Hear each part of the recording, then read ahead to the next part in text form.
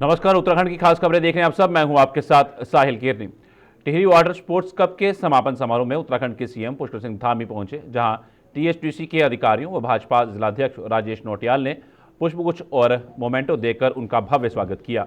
THDC का द्वारा टिहरी झील में 3 दिवसीय वाटर स्पोर्ट्स कप का आयोजन किया गया, जिसके समापन में उत्तराखंड के सीएम पुष्कर सिंह धामी ने शिरकत की। साथ ही खिलाड़ियों को पुरस्कृत कर बधाई दी। इस वाटर स्पोर्ट्स कप में 25 राज्यों के खिलाड़ियों ने प्रतिभाग किया है। सीएम धामी ने कहा कि टिहरी झील पर्यटन की दृष्टि के साथ साहसिक खेलों एवं रोजगार के लिए आगे बढ़ रहा है और आने वाले समय में पूरे साल खेलों का आयोजन होगा। साथ ही उत्तराखंड को 38वें राष्ट्रीय खेलों की मेजबानी का अवसर मिला है और अब देवभूमि के साथ साथ उत्तराखंड को खेल भूमि के नाम से भी जाना जाएगा। आने वाले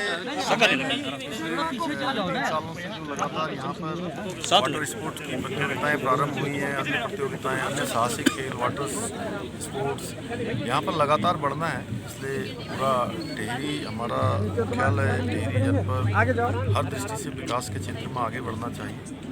इसलिए मैंने खेल मैदान की भी और जो रोडों की भी और पंपिंग योजना की ये घोषणा की है। ये आने वाले समय में क्षेत्र के लिए विकास के मामले में मील का पत्थर साबित होंगे और इससे सर थोड़ा जोर से प्लीज, इससे सभी प्रकार का विकास होगा। आप अपना माइक लगा दीजिए। लगा मैं आगे भी इस तरीके की चीज़ें खेल।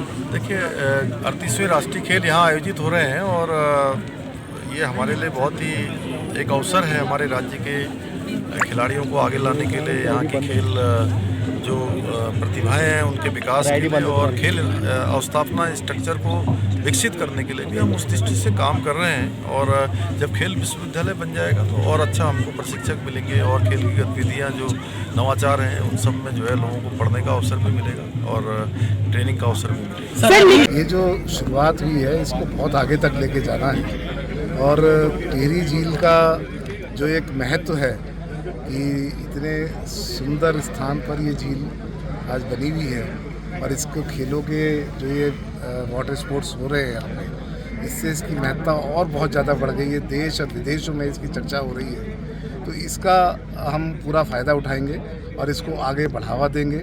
यहाँ पर निरंतर कोई ना कोई वाटर स्पोर्ट्स की अब एक्टिविटीज़ कराते रहेंगे। इसके लिए पूरी एक एकेडमी की स्थापना भी की जा रही है, जिसके लिए सब वित्तीय संसाधनों का जो है वो अरेंजमेंट कर लिया गया है और किसी भी तरह की कोई कमी नहीं आने दी जाएगी। स्थानीय युवकों को विशेषतर हम लोग यहाँ पर बढ़ावा देंगे, उनके यहाँ रहने की व्यवस्था भी की जाएगी जिससे वो यहाँ रहकर उनकी ट्रेनिंग कराई जा सके। तो इस जो भी ये शुरुआत हुई है, जो 2 साल से हम लगातार कर रहे हैं, ये तीसरी घटना है। उत्तराखंड में चारधाम शीतकालीन यात्रा की शुरुआत के बाद कांग्रेस प्रदेश अध्यक्ष करण मेहरा ने शीतकालीन चारधाम यात्रा पर कटाक्ष करते हुए कहा कि शीतकालीन चारधाम यात्रा 2013-14 से चलते आ रही है। सन 2014 से हरीश रावत के द्वारा गढ़वाल मंडल विकास निगम में बसों में होम स्टे में छूट देने की बात कही गई थी। साथ ही साथ हरीश रावत के द्वारा सब्सिडी भी दी गई थी। कांग्रेस के द्वारा तो उस समय लोकल उत्पादों जैसे मंडवा और झंगूरा जैसे स्थानीय उत्पादों से प्रसाद बनाने पर भी जोर दिया जा रहा था। आगे उन्होंने कहा कि शीतकालीन यात्रा को लेकर लोगों में उत्साह नहीं दिख रहा है। वहीं बीकेडीसी अध्यक्ष अजेंद्र अजय ने कहा कि प्रदेश में तीर्थटन की अपार संभावनाओं को देखते हुए मुख्यमंत्री ने शीतकालीन चारधाम यात्रा का शुभारंभ किया है और इसी के लिए तमाम व्यवस्थाओं को भी जुटाया जा रहा है। कि शीतकालीन यात्रा को लेकर के हमारे प्रदेश में पूर्व में भी प्रयास हुए हैं, लेकिन पहली बार के गंभीरता के साथ में इस बार माननीय मुख्यमंत्री जी के स्तर से शीतकालीन यात्रा को प्रयास किए गए और माननीय मुख्यमंत्री जी ने स्वयं शीतकालीन यात्रा का औपचारिक शुभारंभ भी किया है। निश्चित रूप से प्रदेश सरकार द्वारा जिस प्रकार से जिस तत्परता के साथ में कार्य योजना तैयार की जा रही है शीतकालीन यात्रा को लेकर के और बद्रीनाथ केदारनाथ मंदिर समिति द्वारा भी, तो स्वाभाविक रूप से इससे जो हमारी शीतकालीन यात्रा है उसको गति मिलेगी। और आप जानते हैं कि हमारे जो प्रदेश में तीर्थाटन की अपार संभावनाएं, इन संभावनाओं को और जो असीमित हमारे संभावनाएं हैं उन संभावनाओं को पूरी तरीके से प्रदेश सरकार परीक्षण कर रही है, उस हिसाब से कार्य योजना अपनी तैयार कर रही है। निश्चित रूप से इससे हमारे जो शीतकालीन यात्रा है इसको गति मिलेगी और प्रदेश में के आर्थिकी में भी एक नया पहलू जुड़ेगा, रोजगार के नए संभावनाएं। शीतकालीन यात्रा तो 13-14 से चल रही है और इन यात्राओं में स्वेच्छा से आदमी जाता है। ऊखीमठ में भगवान केदारनाथ इस समय विराजमान है, तो वहीं बद्रीनाथ भगवान जो है जोशीमठ आ चुके हैं और यहाँ तक जाने में कभी रोक टोक नहीं रही। सन 2014 में हरीश रावत की सरकार ने दोनों जगह, चाहे वो गढ़वाल मंडल विकास निगम के प्रतिष्ठानों उनमें छूट देने की बात रही हो, बसेस चलाने का मामला रहा हो या सब्सिडी देने का मामला रहा हो, खासकर होम स्टेज वालों को, तो ये उस समय से चल रहा है। बकायदा उस समय जो हमारे लोकल उत्पाद हैं जैसे झूंगरा है या मडवा है, इसका प्रसाद बनाने की बातें भी उस समय चल रही थी, तो ये तब से चल रहा है। लेकिन मैं कल ही आया हूँ और मैं कर्णप्रयाग भी गया था, मैं रुद्रप्रयाग भी गया था। वहाँ यात्रा अभी उत्साह लोगों में नहीं है, यात्री आ भी बहुत कम संख्या में।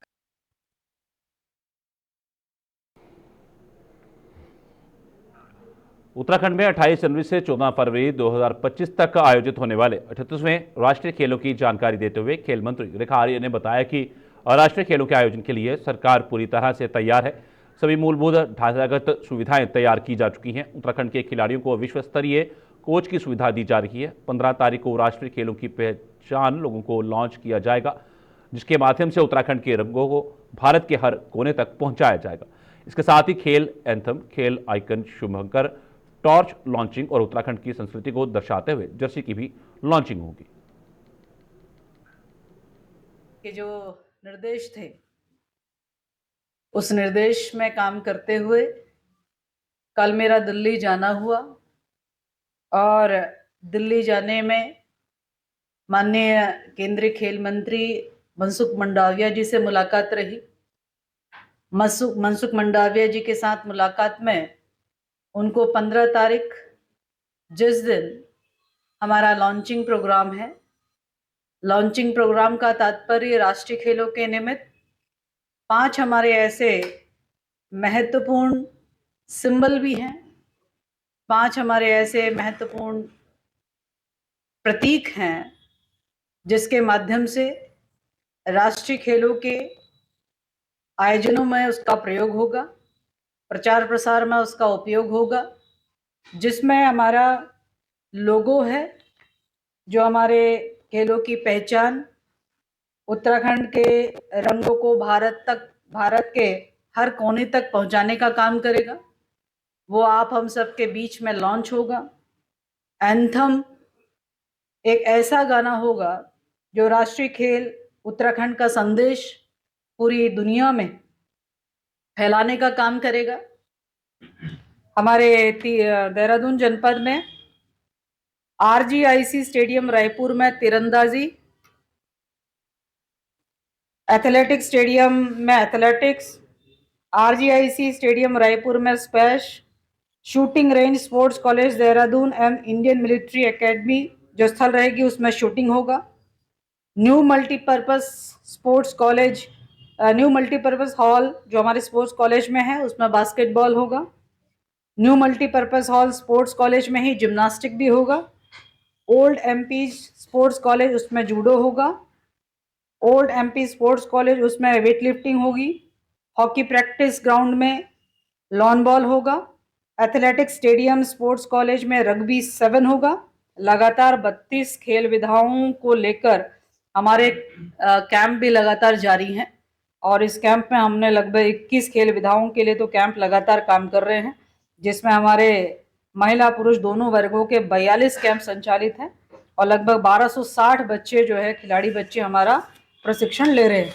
हम सब की ये कोशिश है कि राष्ट्रीय खेल हमारे लिए एक गौरव का क्षण है और एक ऐतिहासिक दिन जो है वो होने जा रहा है, जिसका काउंटडाउन शुरू हो चुका है।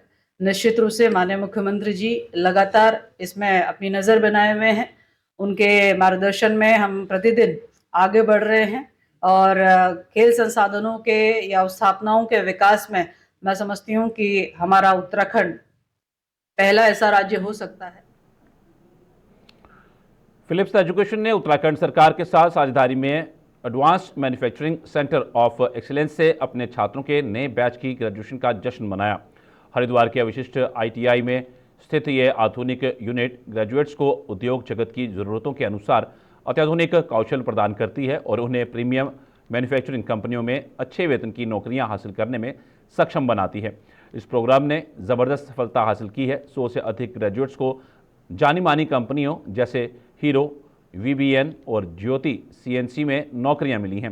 ग्रेजुएशन सेरेमनी के दौरान फिलिप्स ग्लोबल एजुकेशन के प्रेसिडेंट और अक्षत केजरीवाल ने कहा कि यह प्रोग्राम छात्रों को उद्योग जगत की ज़रूरतों के अनुसार कौशल प्रदान करता है और उन्हें अच्छी नौकरी के लिए तैयार करता है। इन छात्रों को बदलावकारी अवसरों के साथ सशक्त बनाने और भारत के मैन्युफैक्चरिंग सेक्टर में योगदान के लिए उत्तराखंड सरकार के साथ साझेदारी करते हुए हमें बेहद गर्व का अनुभव हो रहा है। उत्तराखंड सरकार की लगातार कोशिश रही है कि जो ITI में हमारे बच्चे पढ़ रहे हैं, हमारी बच्चियां पढ़ रही हैं, उनको एक अच्छी अपॉर्चुनिटी जॉब की मिले, उनको ट्रेनिंग की अच्छी फैसिलिटी मिले, टॉप कंपनीज के साथ काम करने का मौका मिले, आज की मशीनरी पे काम करने का मौका मिले।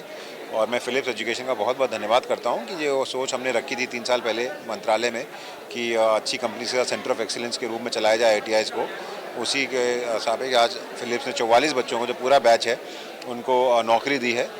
एवरेज सैलरी जो है वो 21,000 और 24,000 के बीच में है और बच्चों को एक अच्छी अपॉर्चुनिटी मिली है बड़ी कंपनी के साथ काम करने के लिए। तो मैं फिलिप्स एजुकेशन का धन्यवाद करता हूँ। और इसी तर्ज पे हमने अपने ITIs को सेंटर ऑफ एक्सीलेंस के रूप में चलाने के लिए एक प्रोसेस शुरू किया है। हमारा ITI काशीपुर जो है वो इलेक्ट्रिकल ट्रेड में स्नाइडर को दिया है। कुछ ITIs हमने 13 अपने ITIs टाटा टेक्नोलॉजीज़ को दिए हैं जो बहुत जल्दी शुरू होंगे। उसी के साथ साथ फिलिप्स के साथ हमारी बात एक एडवांस स्टेज पर है जिसमें कि हम उनको 10 और ITIs उनके साथ सेंटर ऑफ एक्सीलेंस के रूप में चलाना चाहते हैं। कुछ पर्वतीय क्षेत्र के होंगे, कुछ हमारे तराई क्षेत्र के होंगे। तो रही है बट उनके कहने से कुछ नहीं होगा। सबसे पहले महिलाओं को खुद जागना पड़ेगा कि हमको कुछ करना भी है या नहीं करना है। अगर गर्ल्स के हिसाब से बताऊं तो जैसे गर्ल्स को ज़्यादा अपॉर्चुनिटी नहीं मिलती, लेकिन COE की तरफ से गर्ल्स को भी बहुत अच्छे से अपॉर्चुनिटी मिलती है।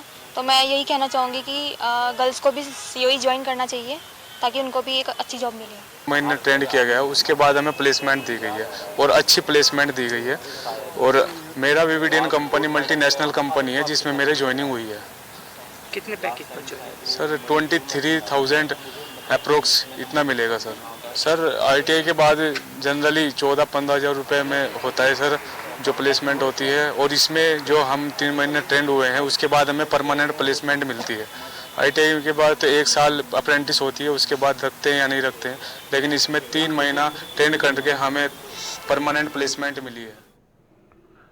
उत्तराखंड को मत्स्य पालन का हब बनाने को लेकर सरकार जोर दे रही है। पर्वतीय इलाकों की जलधाराएं और वातावरण मछली पालन के लिए मुफीद हैं। खासकर ट्राउट फिश यानी मछली को बढ़ावा देकर लोगों को स्वरोजगार से जोड़ने की योजना की है, जिसे लेकर सरकार मुख्यमंत्री मत्स्य संपदा योजना के तहत 200 करोड़ रुपए की योजना शुरू करने जा रही है। उत्तराखंड में संचालित मुख्यमंत्री मत्स्य संपदा योजना के तहत प्रदेश में 200 करोड़ रुपए की योजनाएं शुरू की जाएंगी। इसके तहत प्रदेश के 10 पर्वतीय जिलों में कोल्ड रनिंग वाटर में ट्राउट फिश उत्पादन को बढ़ाया जाएगा। साथ ही फिश के लिए प्रदेश भर में कोल्ड चेन बनाया जाएगा ताकि आसानी से अन्य राज्यों में इसे भेजा जा सके। हमारे समस्त अधिकारियों को, माननीय मुख्यमंत्री जी को सबसे पहले, जिन्होंने लगातार इस 3 साल में सरकार ने मत्स्य पालन को बहुत सपोर्ट किया है। जितनी भी हमने फंडिंग मांगी, जो भी हमने योजनाएं मांगी हमको मिली है। और मैं केंद्र सरकार का बहुत बहुत धन्यवाद करूंगा कि पिछले साल हमको एनिमल हस्बेंड्री विभाग को बेस्ट स्टेट का अवार्ड मिला था और इस बार हमको मत्स्य पालन में बेस्ट स्टेट अवार्ड मिला है। और कोशिश यही रहेगी कि जो काम हमने पिछले 3 साल में किए हैं, जिसकी वजह से हमको अवार्ड मिले हैं, हमारे मत्स्य पालकों को राहत देने का, उनको रोजगार से जोड़ने का, उनकी आय बढ़ाने का, ये हमारा फोकस रहा है और हम इसी पे अगले 2 साल काम करेंगे। और मुख्यमंत्री जी का और भी धन्यवाद दूंगा कि 15 अगस्त को इस साल उन्होंने मत्स्य पालन के लिए 200 करोड़ की घोषणा करी है, जिससे हम ट्राउट की फार्मिंग में, ट्राउट के। अगली खबर की ओर। हाल ही में प्रदेश भर के सभी सरकारी स्कूलों में प्रशासन को बेहतर बनाने के लिए महिला प्रेरक समूह का गठन किया गया, जिसका अब शिक्षा विभाग ने फीडबैक लिया है। इस बात पर उत्तराखंड की DG शिक्षा झरना कमठान ने कहा कि हमने SCERT और स्मर्ग शिक्षा के साथ ट्रेनिंग आयोजित की थी, जिसमें जनपदों से मास्टर ट्रेनरों को बुलाया गया। साथ ही उन्होंने कहा कि मास्टर ट्रेनर स्कूलों की कमेटी के लिए मॉनिटरिंग का काम करेंगे, जिन्हें समय समय पर स्कूलों का निरीक्षण करने के निर्देश दिए गए हैं ताकि महिला प्रेरक समूहों पर नजर रखी जा सके। देखिए, इसमें हमने एक नवाचार के रूप में महिला प्रेरक समूहों का गठन किया गया था विद्यालयों के स्तर पे। तो अभी हमने उसका फीडबैक भी जनपदों से लिया है और अभी हाल में ही एक ट्रेनिंग भी आयोजित करी थी, ये एससीईआरटी के द्वारा और समग्र शिक्षा के द्वारा, जिसमें हमने जनपदों से मास्टर ट्रेनर्स को बुलाया था। उन मास्टर ट्रेनर्स का काम मुख्य रूप से मॉनिटरिंग का होगा, जो हमारे विद्यालय के स्तर पे कमिटीज़ होती हैं। स्कूल मैनेजमेंट कमिटी होती है और स्कूल मैनेजमेंट डेवलपमेंट कमिटी होती है। तो उसमें अभिभावकों की भूमिका पे एक चर्चा की गई थी और ये निर्देशित किया गया हमारे मास्टर ट्रेनर्स को कि वो समय-समय पे जाके स्कूल्स का निरीक्षण करें और वहाँ पे देखें कि महिला प्रेरक समूह के द्वारा क्या कार्य किया जा रहा है, रेगुलर अभिभावकों के साथ मीटिंग्स हो रही हैं, नहीं हो रही हैं। तो पेरेंट्स टीचर्स मीटिंग कराने पे और जो हमारी एसएमसी और एसएमडीसी की मीटिंग्स हैं, उनको रेगुलर कराने पे ज़्यादा जोर दिया जा रहा है। हल्द्वानी में कौशल विकास योजनाओं में भ्रष्टाचार होने का आरोप लगाते हुए स्वराज सेवा दल ने पूरे मामले की सीबीआई जांच किए जाने की मांग की और निदेशक कौशल विकास को ज्ञापन सौंपते हुए भ्रष्टाचार पर कठोर कार्रवाई के लिए सीबीआई जांच कराने का ज्ञापन सौंपा। इस दौरान ज्ञापन देने आए प्रदर्शनकारियों का कहना था कि स्वरोजगार और स्वावलंबी बनाए जाने सहित कौशल विकास की कई योजनाओं में करोड़ों रुपए का भ्रष्टाचार हुआ है, जिस पर वे सीबीआई जांच की मांग कर रहे हैं। वहीं निर्देशक कौशल विकास संजय खेतवाल ने बताया कि संबंधित मामले में पूर्व में न्यायालय में वाद चल रहा है और इस संबंध में ज्ञापन देने आए लोगों को भी अवगत कराया गया है। तमाम बहन बेटी हैं, जो उत्तराखंड के हमारी तमाम बहन बेटी हैं, युवा हैं, इनके साथ कौशल विकास और पंचायती राज जैसे तमाम विभागों में हजारों करोड़ रुपए का घोटाला किया गया, जो पहले हमने पत्रकार वार्ता के माध्यम से सरकार के जानकारी में दे दिया। उसके बाद हमारे कुमाऊं मंडल अध्यक्ष, जिलाध्यक्ष नैनीताल और तमाम हमारे कार्यकर्ताओं के माध्यम से ज्ञापन देकर अवगत कराया गया, लेकिन इन लोगों के सरकार के और इन अधिकारियों के कान से जू नहीं रहेंगी। तो तमाम हमारे आज उत्तराखंड के नैनीताल जनपद और कुमाऊं के हमारे अध्यक्ष और तमाम जिलाध्यक्ष और कार्यकर्ताओं के अनुरोध पर ये मेरी खाली अकेली जिम्मेदारी नहीं, आप सभी उत्तराखंड वासियों की, हर नागरिक की जिम्मेदारी है आत्मदाह की। अगर सरकार, ये प्रशासन द्वारा जो इतना बड़ा करप्शन हुआ है, 1000 करोड़ से अधिक का घोटाला हुआ है और उसके बाद न्याय नहीं मिल रहा है, ये आज का जांच नहीं है, जांच विषय बहुत दिनों से चल रहा है और माननीय न्यायालय ने भी बोला है और हम सीबीआई जांच की भी मांग करते हैं और निष्पक्ष जांच की तुरंत मांग करते हैं, क्योंकि जो बहन बेटियों के साथ जो छल करा है ये अधिकारियों ने, अगर उनको सजा नहीं होती है और उनसे वसूली नहीं की जाती है, सिर्फ सजा नहीं चाहिए, उनसे वसूली भी चाहिए, क्योंकि 1000 करोड़ उन अधिकारियों ने ही खाया है। सबसे पहले तो मैं आपका धन्यवाद करना चाहूँगी, इस पूरे प्रकरण में आप इस तरीके से नज़र बनाए रखे हुए हैं। और उत्तराखंड की जब शुरुआत हुई थी, उत्तराखंड इसलिए नहीं बनाया गया था कि यहाँ पे भ्रष्टाचार चरम सीमा पे पहुँच जाए। उत्तराखंड इसलिए बनाया गया था ताकि यहाँ पे की बहन बेटियाँ सेफ रहें, उनको नौकरी मिले, रोजगार को रोजगार मिले। और जिस तरीके से यहाँ भ्रष्टाचार बढ़ता जा रहा है, मुझे नहीं लगता है कि ये उत्तराखंड एक देवभूमि कहलाए, क्योंकि यहाँ पे देवभूमि है और जिस तरीके से भ्रष्टाचार बढ़ता जा रहा है। जो आज ज्ञापन भी इन स्वराज सेवा दल के लोगों द्वारा दिया गया है, इनकी शिकायत है कि जो कौशल विकास की योजनाएं चल रही हैं उसमें भ्रष्टाचार की इनके द्वारा शिकायत की गई है और प्रकरण काफ़ी पुराना बताया गया है कि इसमें जांच भी नहीं की गई है। तो इसमें ये अवगत कराना है कि जो विभाग की प्रक्रिया है, जो गाइडलाइन है, जो कौशल विकास योजना की गाइडलाइन है, उसी के अनुसार सारी योजनाएं संचालित की गई हैं, उनका पूरा पालन किया गया है। और इसी संबंध में शिकायत को लेकर पूर्व में भी माननीय न्यायालय में भी मामला विचाराधीन नहीं है, न्यायालय द्वारा भी पूरे प्रकरण के तथ्यों और जिलाधिकारी कर्मेंद्र सिंह ने शुक्रवार को विभिन्न सरकारी विद्यालयों तथा आंगनवाड़ी केंद्रों का औचक निरीक्षण किया और वहां पढ़ने वाले बच्चों से अभिभावक बनकर संवाद किया। जिलाधिकारी को अचानक अपने बीच पाकर बच्चे खुश हुए। वहीं निरीक्षण के दौरान जिलाधिकारी ने विद्यालय की व्यवस्थाओं, शिक्षकों की उपस्थिति, पढ़ाई की गुणवत्ता और विद्यार्थियों की उपस्थिति का जायजा लिया। साथ ही जिलाधिकारी ने राजकीय उच्चतर माध्यमिक विद्यालय टिकौला कला, राजकीय उच्चतर प्राथमिक विद्यालय साठोली, राजकीय प्राथमिक विद्यालय कोटवाल, आंगनवाड़ी केंद्र कोटवाल का औचक निरीक्षण किया।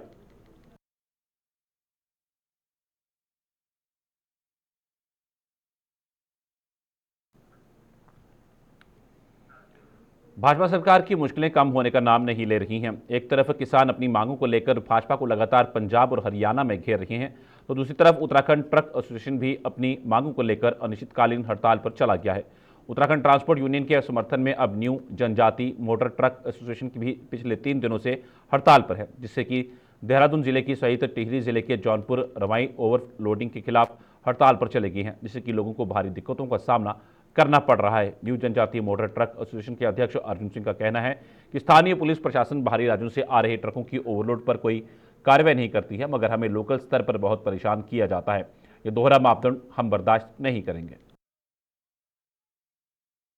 मामला ये है जी कि ओवरलोड के विषय में सरकार बिल्कुल संज्ञान नहीं ले रही है और बाहर से 10 टायर है, 12 टायर है और अधिक बहुत ही अधिक ज़्यादा ओवरलोड आ रहे हैं। और हमारी जो छोटी गाड़ी है सरकार ने बॉर्डर पे, हमारा यही कहना है कि सरकार बॉर्डर पे कांटा लगाए जो अंडरलोड गाड़ियाँ है और हमें इससे बहुत ज़्यादा परेशानी हो रही है और हम लोगों की हड़ताल है और उत्तराखंड में। और इसके बजाय अब ओवरलोड में पिकअप और यूटिलिटी मार्केट से माल भर रही है। आज से हम पिकअप और यूटिलिटी को भी रोक देंगे। जो भी ओवरलोड आएगा हम आरटीओ को बुला के सीधा आरटीओ के हवाले कराएंगे। कितने दिन हो गया आपकी हड़ताल को? अभी हड़ताल को हमारा आज तीसरा दिन है और हमारी हड़ताल तब तक जारी रहेगी जब तक सरकार हमारी मांगों पे संज्ञान नहीं लेगी। कि उत्तर प्रदेश हरियाणा से 10 चक्के 12 चक्के जो कि 25 से 30 टन वजन डाल के हमारे उत्तराखंड में एंट्री कर रहे हैं, जबकि हमारी गाड़ियाँ जो अंडरलोड हैं उनको भी पुलिस प्रशासन, आरटीओ प्रशासन ओवरलोड बताती है। दूसरा, हमारे ड्राइवरों से बदसलूकी की जाती है।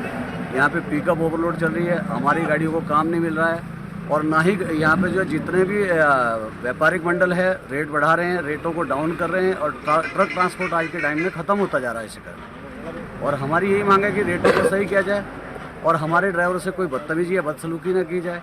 जो बाहर से 12 चक्के 16 चक्के ऊपर पहाड़ों में जा रहे हैं, जबकि हमारे पुलों की क्षमता 16-200 है, जो कि 25 टन ले जा रहे हैं, 250 क्विंटल लेके उन पुलों के ऊपर से क्रॉस हो रहे हैं, तो हमारे पुलों को भी उससे क्षति पहुंचती है, जिसको प्रशासन अपने संज्ञान में नहीं ले रहा है। अब ये प्रशासन जाने कि वो क्यों नहीं ले रहा है, उसके अंदर क्या खामियां और क्या खूबियां और क्या वो कर रहे हैं, ये प्रशासन की वो है। और प्रशासन पर संज्ञान लेगी तो हम अपनी हड़ताल को समाप्त करेंगे, नहीं तो हमारी अनिश्चितकालीन हड़ताल हमारी जो जारी है। तो आपको तीसरा दिन हो गया है आज हड़ताल से? तीसरा दिन है। तो कोई प्रशासन की तरफ से आया है आपसे बात करने? अभी तक हमारे पास कोई बात करने नहीं आया, कोई उनकी तरफ से संज्ञान नहीं लिया गया और जब तक नहीं लिया जाएगा हम लोग जो है अपनी हड़ताल जारी रखेंगे। खबरों का सिलसिला यूं चलता रहेगा। फिलहाल रुकेंगे थोड़े से ब्रेक के लिए।